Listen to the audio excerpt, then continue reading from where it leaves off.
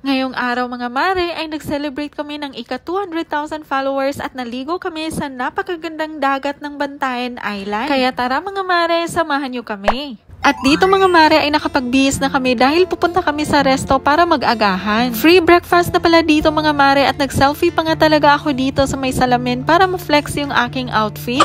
At dito pala kami umupo sa labas ng resto mga mare. At habang naghihintay kami sa order namin ay napansin ko sa camera na ang ganda ko pala kapag naaanigan ng araw. Ngayon ko lang kasi na-realize mga mare na ito pala yung sinasabi palagi sa akin ng asawa ko na napaka-angelic daw ng mukha ko kapag naaanigan ng araw. Napaka-baby face daw at napaka-inosente daw ng mukha ko. Ito pala mga mare yung naging convo namin.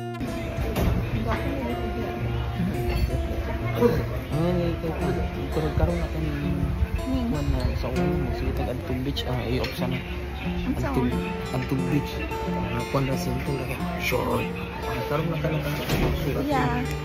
And aside sa maganda kong mukha na makikita ng asawa ko ay eto yung napakagandang view. Grabe mga mare, napakaganda talaga dito, para ka talagang nasa paraiso. At ayan na mga mare, dumating na ang order namin at kumain na kami. Mas sumarap talaga yung kain namin dito mga mare. Ganito ba naman kaganda yung makikita mo habang kumakain? And after namin kumain mga mare ay napatingin kami dito ng dessert at nag-order na rin pala kami ng mango cheesecake mga mare na 80 pesos per slice. 2 slice lang yung binili namin mga mare para lang meron kaming mas snack doon sa room namin. And after namin kumain mga mare ay naligo na kami at ayan, nakapagbihis na rin pala kami. Tapos eto naman yung asawa ko, pinapatuyo niya yung buhok ko. Araw-araw talaga niyang ginagawa sa akin yan mga mare. Yung kahit kaya mo namang gawin ang mga ganitong bagay para sa sarili mo, pero may taong gagawa nun para sa'yo dahil gusto niyang maalagaan ka at ipakita sa'yo na mahal ka niya. May mga asawa din ba kayong ganito mga mare? Tag nyo nga if na-appreciate nyo din yung mga maliliit na bagay na ginagawa niya para sa'yo. Every after ligo talaga ako nagbo-blower mga mare kasi ayaw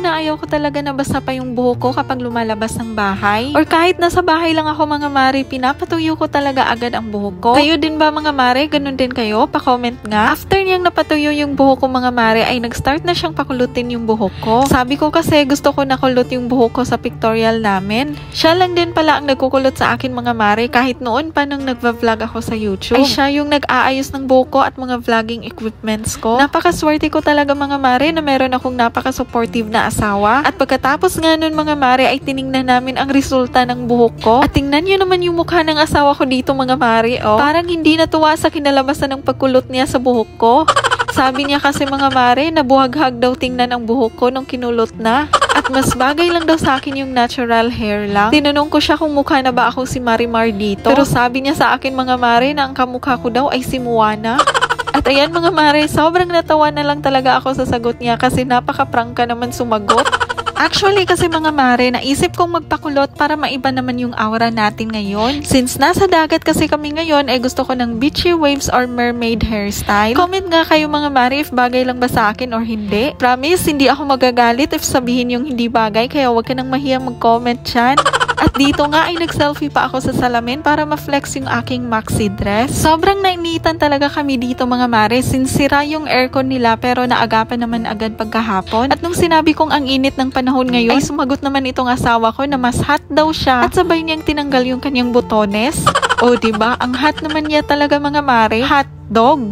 At ayan na nga't nag-selfie na kami dito kasi aalis na kami at pupunta na kami sa dagat para mag-pictorial. Magpo-photoshoot kami ngayon mga mare ng ika-200k followers dahil hindi pa kami nakakapag-celebrate dahil sa sobrang busy namin. As of now kasi mga mare ay 359k followers na tayo at ngayon nga lang talaga namin na-celebrate dahil nagpa-house blessing kami nung 3 bahay paupahan namin sa Ozamis. Kaya late celebration na lang talaga ito mga mare pero okay lang basta ang importante ay nakapag-celebrate. Ika nga, it's better late than never.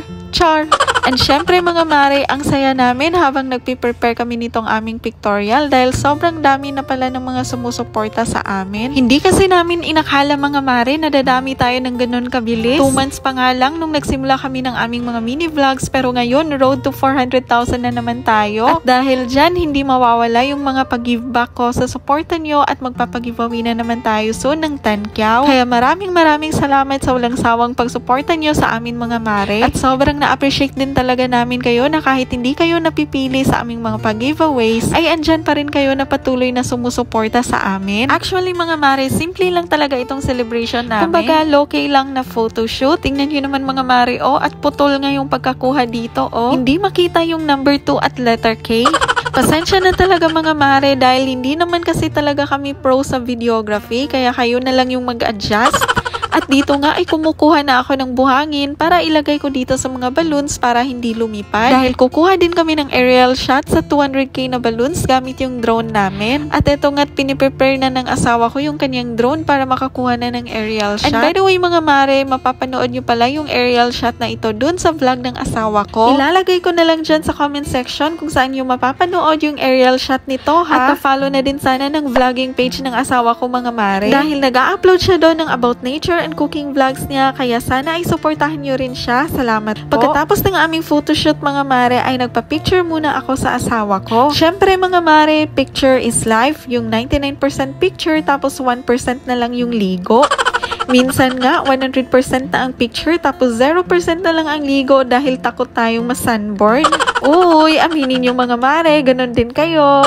Pagkatapos nun mga mare ay nagbihis na kami ng pangligo para makapagligo na kami. At syempre mga mare, for the flex na naman ako ng suot ko na rash guard. And by the way mga mare, sa Shopee ko lang pala ito nabili at tingnan nyo naman ang ganda at saktong-sakto lang talaga sa akin. Kasi ayaw ko talaga ang mag-swimsuit mga mare pag ako ay naliligo sa mga public na lugar at napaka-conservative kong tao. Kaya kung kayo ay katulad ko din mga mare na ayaw mag-swimsuit ay eto na ang sign mong bumili nitong rash guard. Ilalagay ko na lang mga mare dyan sa comment if gusto niyong bumili nito. And also mga mare, ilalagay ko na lang din yung link kung saan nabili itong rash guard ng asawa ko. Kung gusto niyo ring bilhan ang asawa niyo mga mare para terno din kayo. Actually kasi mga mare, hindi terno itong rash guard na suot namin ngayon mga mare. Pero may option doon na bumili ka ng couple na rash guard. Kaya add to cart niyo na mga mare at magpadagat na kayo ng mister niyo. At ayan, naligo na kami dito mga mare at sobrang linaw talaga ng dagat dito at hindi maputik. Eto nga't enjoy na enjoy kami sa pagligo. Masasabi talaga naming, huwag muna tayong umuwi. Dito muna.